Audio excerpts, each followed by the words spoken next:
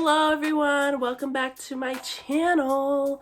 I am Book Whore Forever, aka Kaylani, aka whatever you want to call me. But today we are doing my top 3 books of January 2022.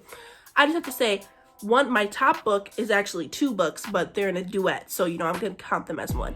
I hope that you guys enjoyed this video, and as always, please like and subscribe down below. But let's get started. So our first or third, technically, book is The Midnight Library. It did take me a while to read it. I don't have anything particularly bad to say about this book. I don't have anything particularly good to say about this book. A lot of people really enjoyed it. I also enjoyed it, but not to the level of I feel like it was very mediocre. I think that a lot of people thought that because it was deep, it's definitely deep. It's a talk about life, basically. If you guys don't know, the premise of the library is that we have our protagonist, Nora, who just ended her life. Not a spoiler, she just does it in the beginning. Before she's dead, she's in this thing called the Midnight Library, and her old elementary librarian is there. It's trying to tell her, yeah, you're in between death and life right now. And you have all of these books where you change something about your life. So she used to be a musician, so she's like, oh, show me the life where I actually stayed in this band, or show me the life where I actually went on the date with this person. I really enjoyed that. I think that's a really, I felt at least that's a cool concept. I've never seen it before, so I was like, okay, this is really interesting. I like the message of don't take your life for granted, and that your life doesn't have to be absolutely positively perfect for it to have deep meaning, because Nora kind of comes to understanding that even though she's picking all these lives where she had regrets that she didn't do it, it didn't even end up being the way that she wanted it to. You know what I mean? But I do think that the message kind of gets clouded in metaphors. I am big on existential crisis type stuff all the time, but a lot of things, mostly towards the end, I was just like, okay, I don't really understand what you're trying to get here. I understood it throughout the story, but then when when the author's trying to kind of bring attention to everyone's oh, this is what I'm trying to say, it's a lot of metaphors, and I feel like it takes away from the actual meaning of the story, which is why I have it as the third. It's not the best, it's not the worst, but I give it a 3.5 out of 5 stars. I'm sorry if anyone enjoyed this book, but that's just my personal opinion. Hopefully you guys have something different and you guys really did enjoy it, and I hope so too. But on to the next book. So our next book is very, very longly anticipated by me. You'll Be the Death of Me by Karen McManus. If you guys even just look on my page, I love me some Karen McManus. She kills it every single time.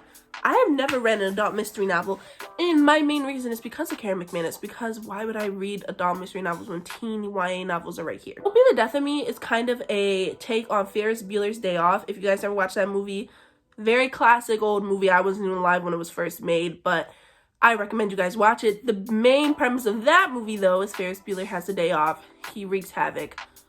You know how that goes. So this premise, obviously, same thing. There are 3 characters, Ivy, Mateo, Cal. They used to be friends in middle school. They're not friends anymore, but they decide to skip one day just because they have a lot of stuff going on, each individually, that you get to see.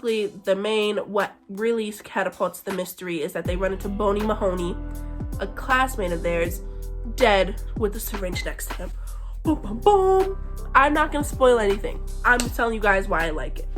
Characters, I don't even know how she does it, but she just knows how to write characters well. Yes, a mystery novel, you should just really be interested in the mystery, but I'm always interested in her characters' backstories, the reason why they do things. And that's what I really like about her writing. That's why I really love the story, because each time I was excited. I don't know if you guys ever read Six of Crows, but Six of Crows has multiple POVs, and some people I don't really care if I read their POV. You know what I mean? This one, I was like, okay, I have to read their POV because I have to see what this means, blah, blah, blah, blah. So I genuinely enjoyed that aspect of this book. I thought the mystery was definitely out there enough where I wouldn't get it. And I love that about mystery books. I know a lot of people like the foreshadowing. They're like, oh, I can't wait to see this happen. But I like to be blindsided. I don't want to figure it out. And I did not figure it out. Had no clue what that was going to happen. Obviously, I knew some stuff, but I didn't really get it connected until she let the reader get it connected. So I really enjoyed that. However, my one little flaw is this book spans in a day.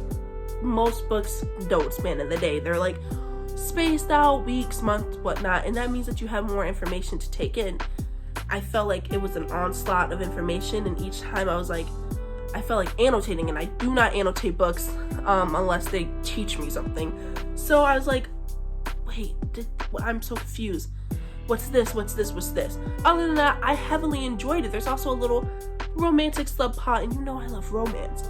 So I definitely recommend this book. I gave it a 4.5 out of 5 stars. Hopefully you guys too. So the next book I don't have on hand. Life is sad, isn't it? Anyways, but the next book is Pieces of You / Pieces of Me by J. McLean. Oh my god.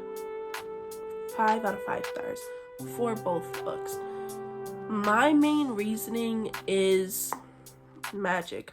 I can't even explain to you how much I love J. McLean's books. The way that she writes, each time I'm crying, each time like her plots are like they kind of remind me of like a Colleen Hoover book. Like, you never know what the hell that bitch is gonna come up with. You never know. And that's kind of how I feel about her books too.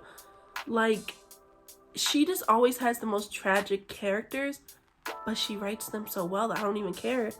And I really loved it. So this book is a love story about Holden and Jamie.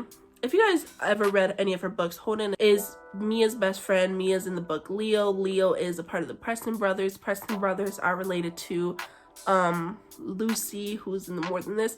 It all connects, which I really like too. But this book is their love story. So the first book is kind of just about them in high school, and then it goes on to like the next book is like they're estranged 5 years later. Their love story, I just felt so like I had such a visceral attachment to everything that was going on. And she's just so poetic in like the way that she speaks about love, and the way that she makes the characters feel about love, in the way that all of their backstories interconnect. And there's just like so much small shit that I can't even like express to you how much you should read this book.